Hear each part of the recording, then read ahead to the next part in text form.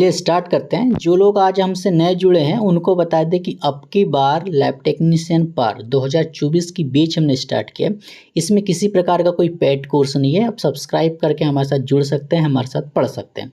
और अभी हमने इसमें हीमेटोलॉजी की जो क्लासेस लिया है, पहली क्लास में हमने समझा कि हीमेटोलॉजी क्या है, साथ में ब्लड बैंकिंग के बारे में समझा, ब्लड का पीएच समझा, ब्लड की ग्रेविटी समझी, ब्लड की विस्कोसिटी समझी और भी सारी चीज़ें हमने उसमें सीखा। एमसीक्यूज हीमेटोलॉजी की लगा रहे हैं, जिसमें से हमने 250 एमसीक्यूज तक हमने कर लिया है।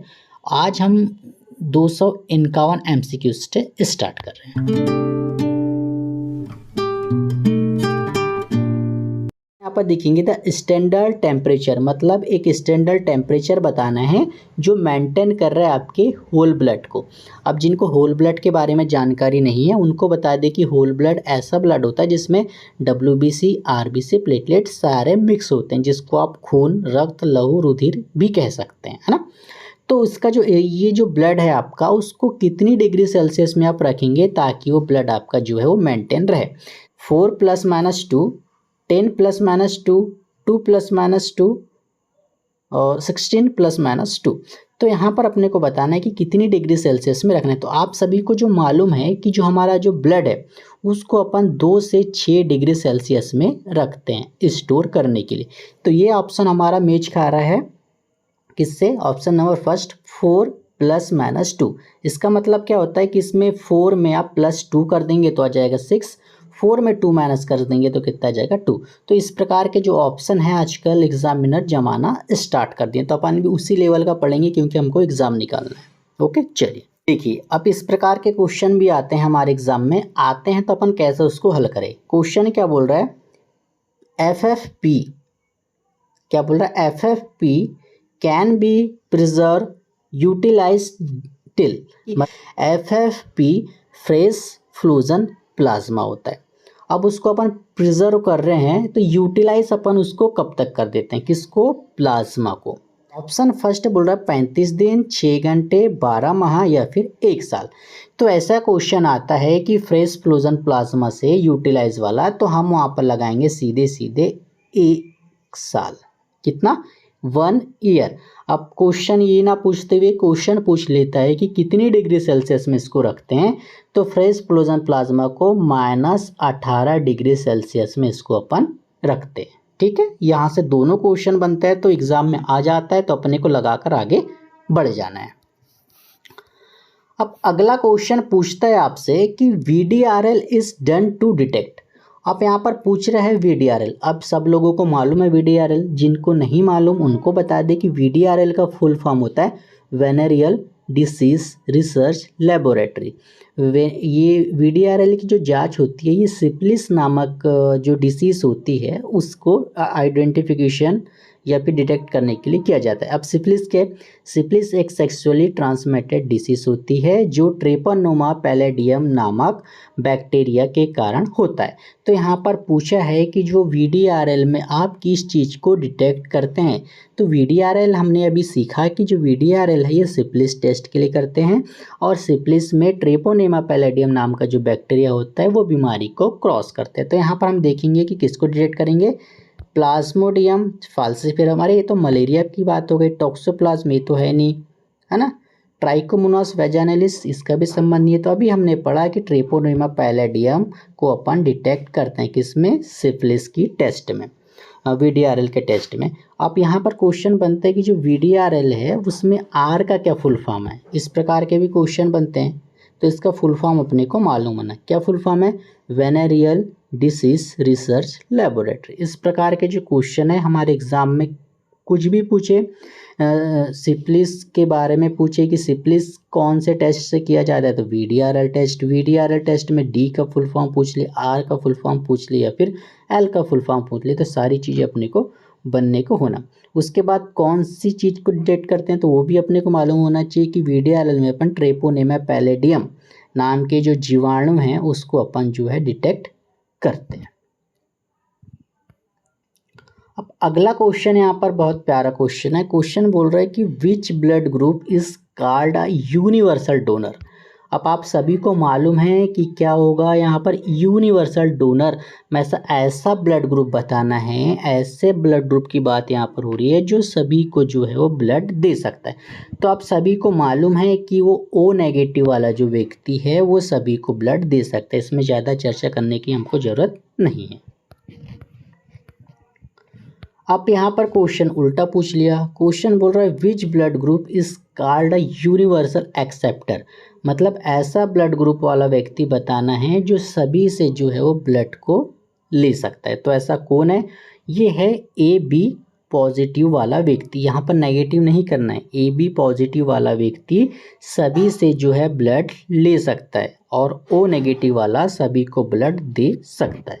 तो इसका ऑप्शन नंबर करेक्ट हो जाएगा हमारा option number 4, A B positive.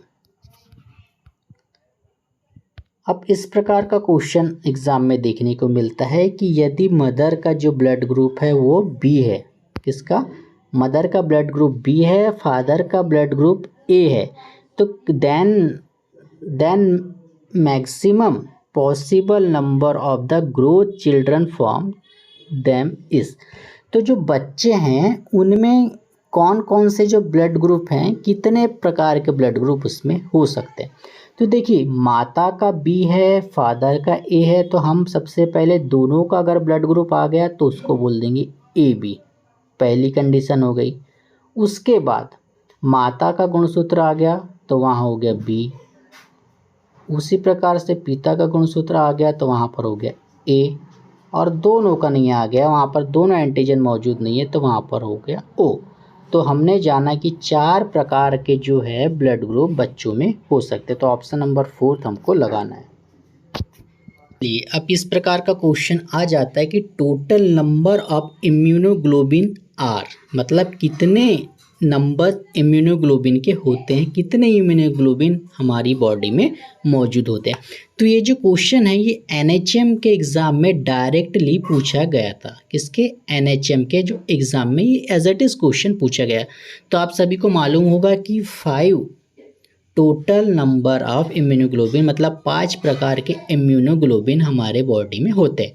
कैसे याद रखेंगे? गामडे से याद करेंगे कि IgG, IgA, IgM, IgD और IgE, इस प्रकार के इम्यूनोग्लोबिन 5 प्रकार के हमारी जो बॉडी में मौजूद होते हैं। ओके, चलिए अगला क्वेश्चन यहाँ पर कह रहा है कि the only immunoglobulin that can cross placenta, मतलब कि गर्भाशय में प्रवेश करने वाला इम्यूनोग्लोबिन कौन सा है। यहाँ पर बताया गया IgM, IgD, IgE और IgM। तो यहाँ पर जो इसका सही जवाब हो जाता है वो हो जाता है IgG। अब सभी को मालूम होगा कि जो प्लेसेंटा क्रॉस करता है वो IgG होता है, पर बहुत सारे लोगों को मालूम नहीं होता है कि क्यों होता है। तो IgG जो है वो इसका मॉलिक्यूलर वेट सबसे कम होता है और सबसे छोटा होने के कारण यह गर्भाशय में दाखिल यानी कि प्रवेश कर लेता है। ओके, चलिए अब ये प्रवेश क्यों करता है? ये प्रवेश करके जो शिशु का विकास हो रहा होता है गर्भ में उसको प्रोटेक्ट करता है, उसको इम्यूनिटी उसकी जो है स्ट्रॉन्ग करता है।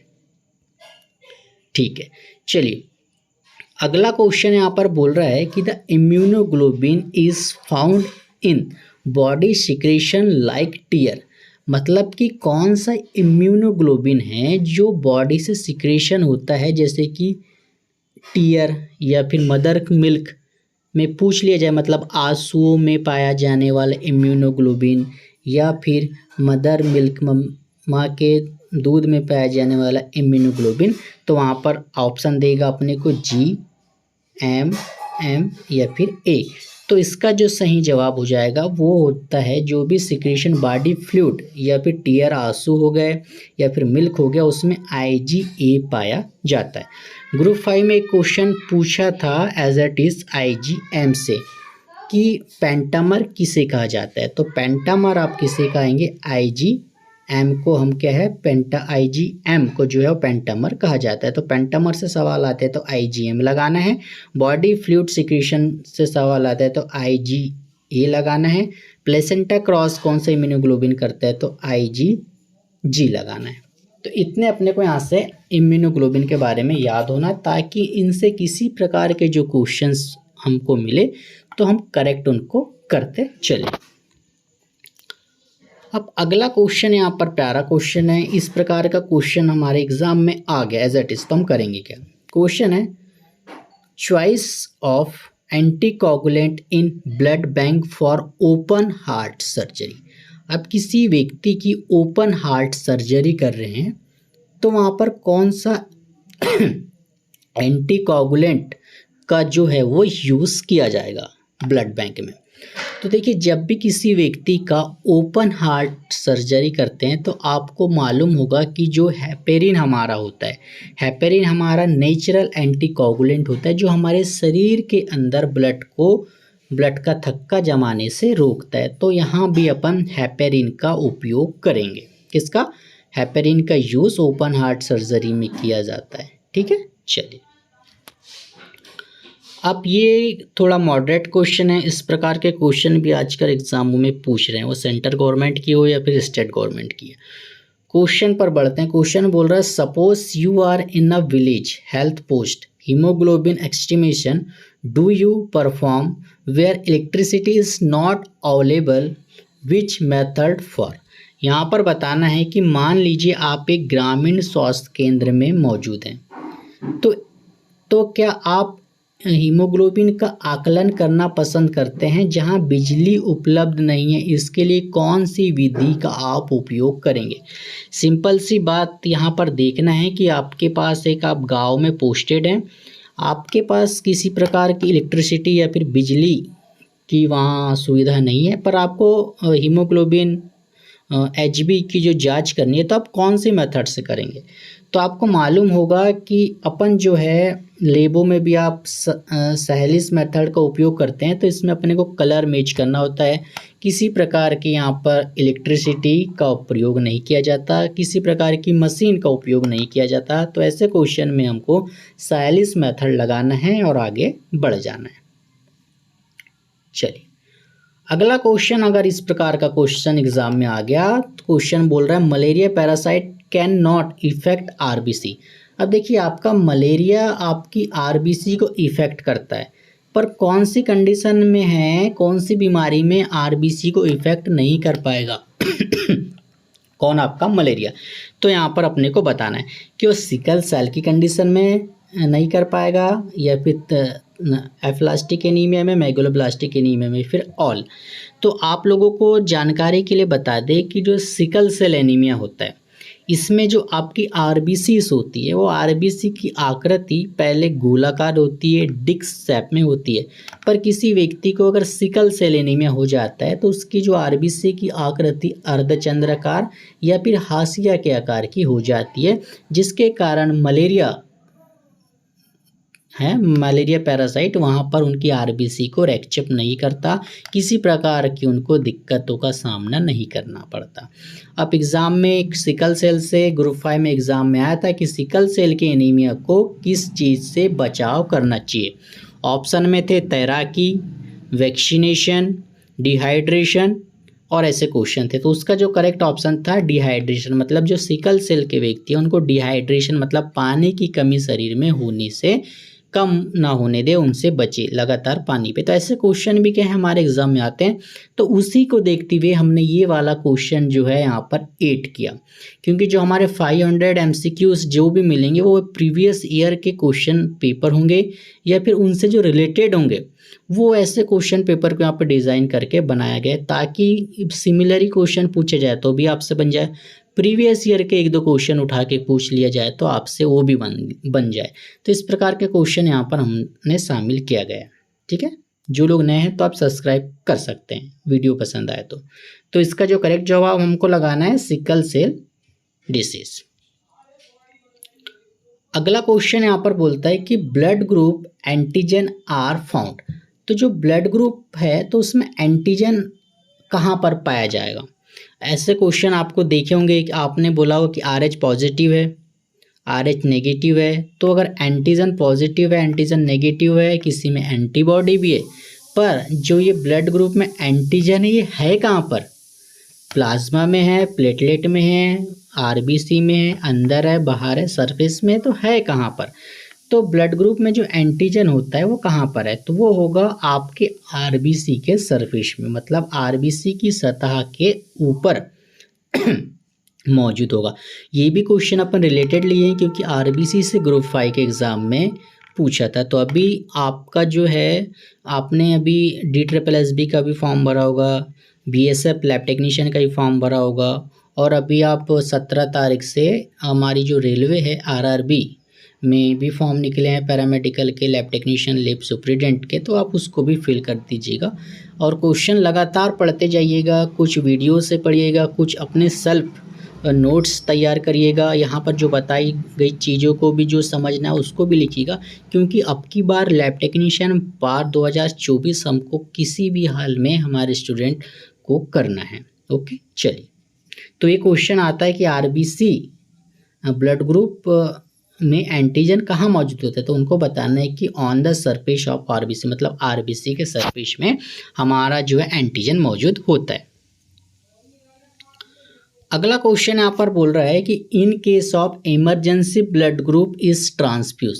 अब आपको इमरजेंसी है तो आप किस व्यक्ति का जो है ब्लड ग्रुप आप लगा सकते हैं? मान को चलो ए व्यक्ति है, वो बहुत परेशान है, उसको ब्लड की ज़रूरत है, उसको ए वाला नहीं मिल रहा है, तो वो किस व्यक्ति का ब्लड ग्रुप है वो लगा सकता है? तो वो किसका लगाएगा?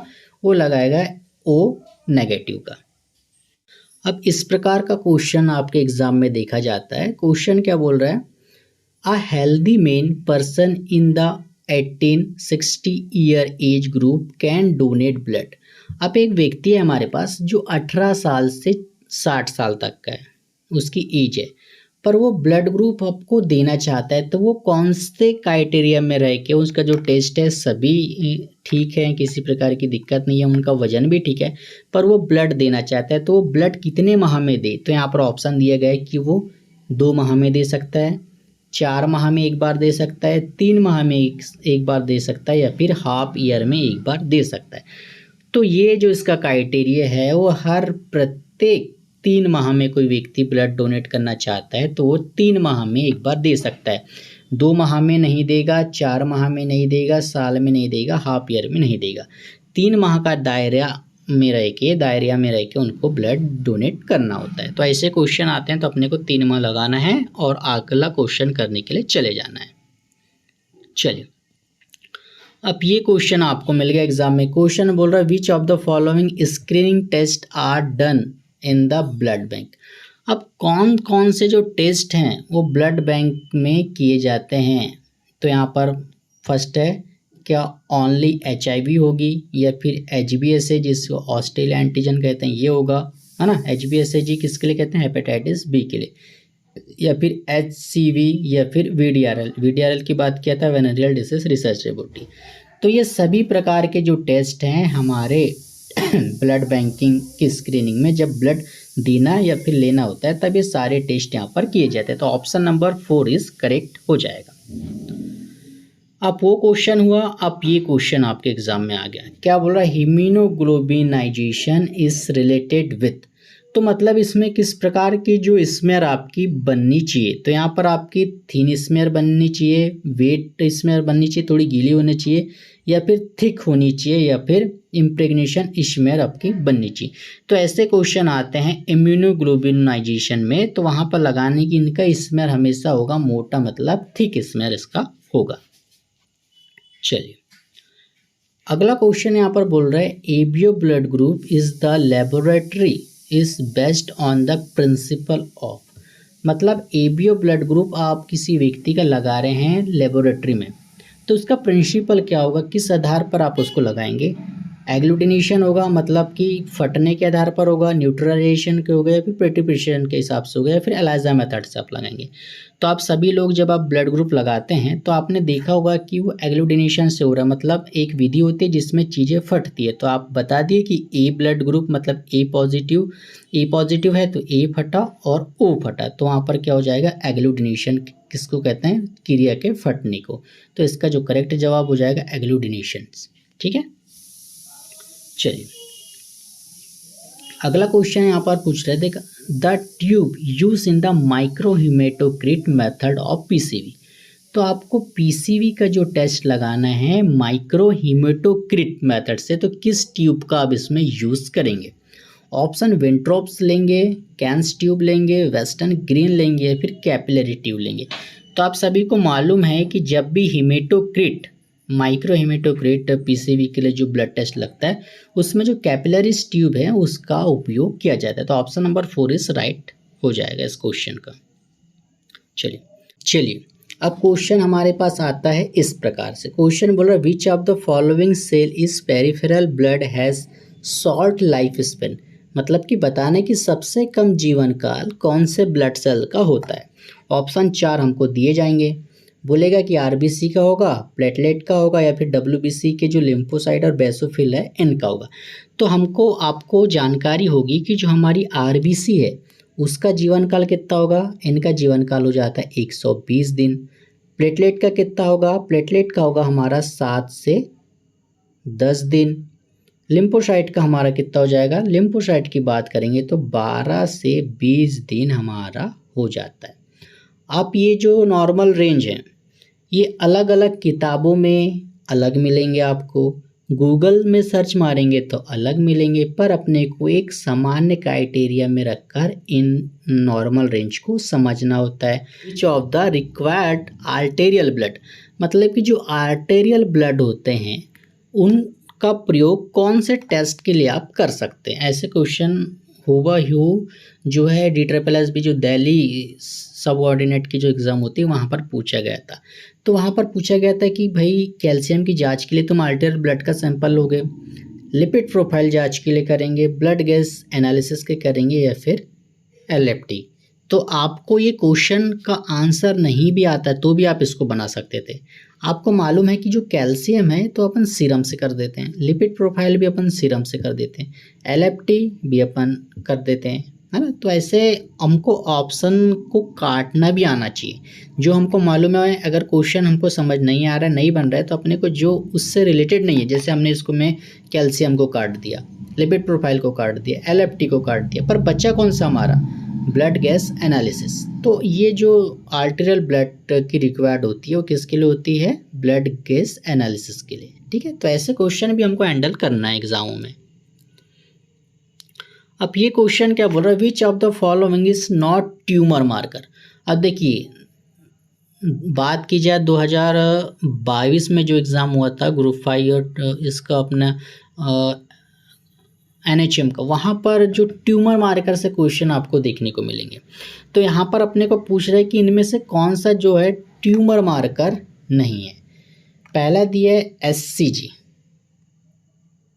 दूसरा PSA, तीसरा AFP, चौथा दिया है BCG।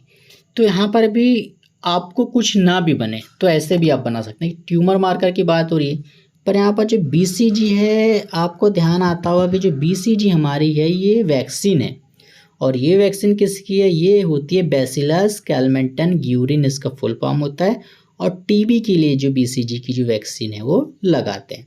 तो हमको समझ में आ गया है कि जो नहीं में है तो हमारा BCG इसका जो करेक्ट ऑप्शन हो जाएगा। बात करेंगे SCG, तो SCG आपका कहाँ पर होगा? जब महिलाओं में गर्भावस्था के दौरान SCG जो हार्मोन सीक्रेट होता है। PSA क्या होता है? प्रोस्टेट कैंसर के लिए होता है। ये भी एक ट्यूमर मार्कर होता है। तो अपने को यहाँ ध्यान रखना है कि नहीं में बेसिलस कैलमेंटन ग्यूरिन हमारा BCG का, ये तो वैक्सीन है, ट्यूमर मार्कर नहीं है। चलिए अब अगला क्वेश्चन आता है कि एली सेल क्या है बताइए। क्वेश्चन आ जाता है डायरेक्ट, छोटा सा क्वेश्चन, एली सेल। तो एली सेल क्या है? क्या आपका लिम्फोसाइट है, न्यूट्रोफिल है, बेसोफिल है या फिर RBC है? तो एली सेल के बारे में आता है तो आपको बताने कि एली सेल हमारा बनता है न्यूट्रोफिल से। किससे? न्यूट्रोफिल लगाना है, और छोटे से क्वेश्चन को छोटा ही रख के हमको आगे चले जाना है। अब यहाँ पर क्वेश्चन थोड़ा बड़ा जाता है। क्वेश्चन बोल रहा है the widely use fixative to fix thin blood film in haematological labs. Haematological lab में पतली परत फिल्मों को ठीक करने के लिए व्यापक रूप से उपयोग होने वाले फिक्सेटिव का नाम बताना है।